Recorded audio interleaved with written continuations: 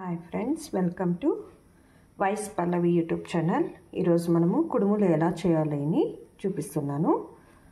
బియ్యం పిండి 1 గ్లాస్ తీసుకుంటే అదే గ్లాస్లో 1.5 గ్లాస్ నీళ్ళు తీసుకోవాలి. ఎసరికి కాస్తంత 1 స్పూన్ అంతా నేను మైదా వేసుకున్నాను, క్రాక్స్ రాకుండా ఉండాలి అనేసి.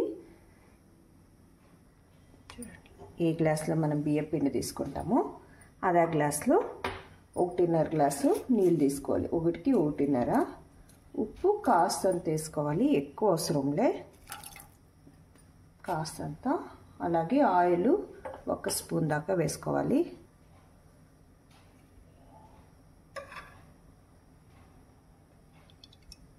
ఒక స్పూన్ దాకా ఆయిల్ వేసుకున్నాము. ఇప్పుడు బాగా నీళ్ళు మరగాలి.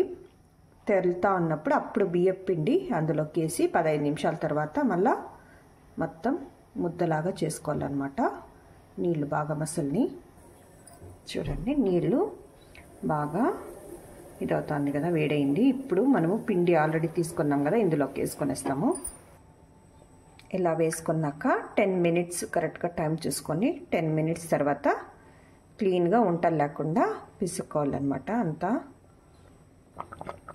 చూడండి ఫ్రెండ్స్, 10 మినిట్స్ తర్వాత మనము ఈ కట్టి సాయంతో నీట్గా ఉంటలు లేకుండా ఇలా క్లీన్గా ఉంటలు లేకుండా బాగా కలుపుకోవాలన్నమాట.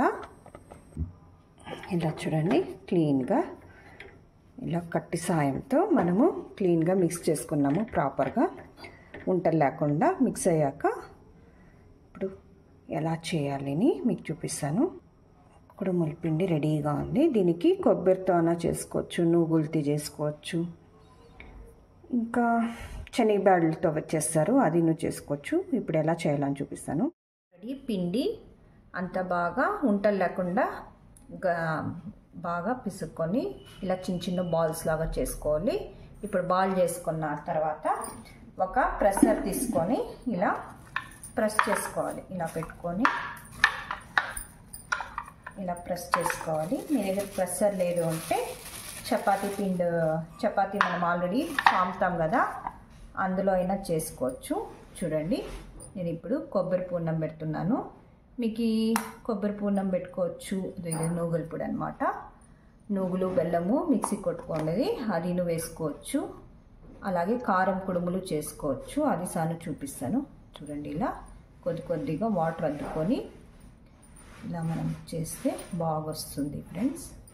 చూడండి, క్రాక్స్ గిక్స్ ఏం లేకుండా ఇలా బాగుంటుంది. ఇప్పుడు ఒక 10 నిమిషాలు ఆవిరిపైన ఉడకపెడతాము. నూగులది కొబ్బరిది అలాగే అన్నీ ఇలా చేసుకొని ఒక 10 నిమిషాలు ఆవిరిపైన ఉడకపెడతాము. 10 మినిట్స్ అయిందండి. చూడండి, కరెక్ట్గా 10 నిమిషాలు చాలన్నమాట.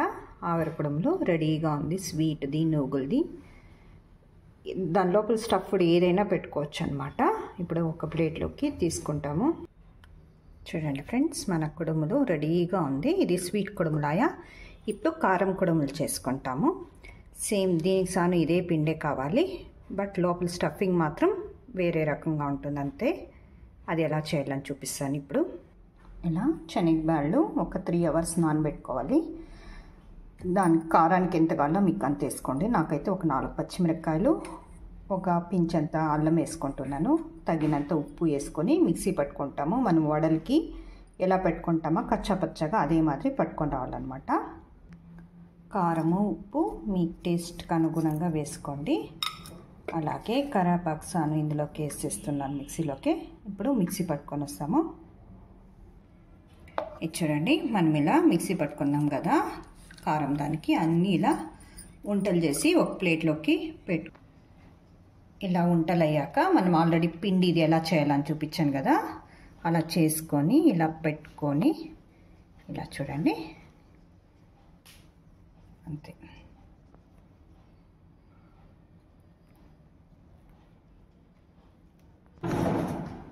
అన్నీ ఇలా పెట్టుకోవాలన్నమాట. పెట్టుకున్నాక ఆన్ చేసుకొని కరెక్ట్గా 15-20 నిమిషాలు పడుతుంది. ఎందుకంటే లోపల స్టఫింగు మనకి పచ్చిది కాబట్టి, బాయిల్ అవ్వాలి కాబట్టి 15-20 నిమిషాలు. చూడండి ఫ్రెండ్స్, మన కారం కుడుములు రెడీగా ఉన్నాయి. మీకు అయ్యిందా లేదా తెలియాలి అంటే ఒక్క మాట ఇలా చేసి చూడండి, మీకే తెలుస్తుంది. 20 నిమిషాలు అయితే 15 నిమిషాలైనా అయిపోతుంది.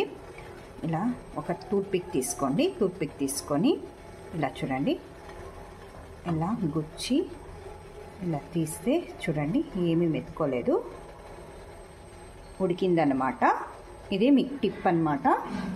ఈజీగా మీకు తెలిసిపోతుంది అయ్యిందా లేదన్న టెన్షన్ అనేది లేదనమాట. నేను మీకు చూపించే కోసం నేను అలా చేశాను, లేకపోతే నాకు తెలిసిపోతుంది. ఇంకా వేరే టిప్ ఇంకా ఒకటి చూడండి, ఇలా మీకు వేలికి మెతుకోలేదనమాట, ఉడికిపోయిందనమాట.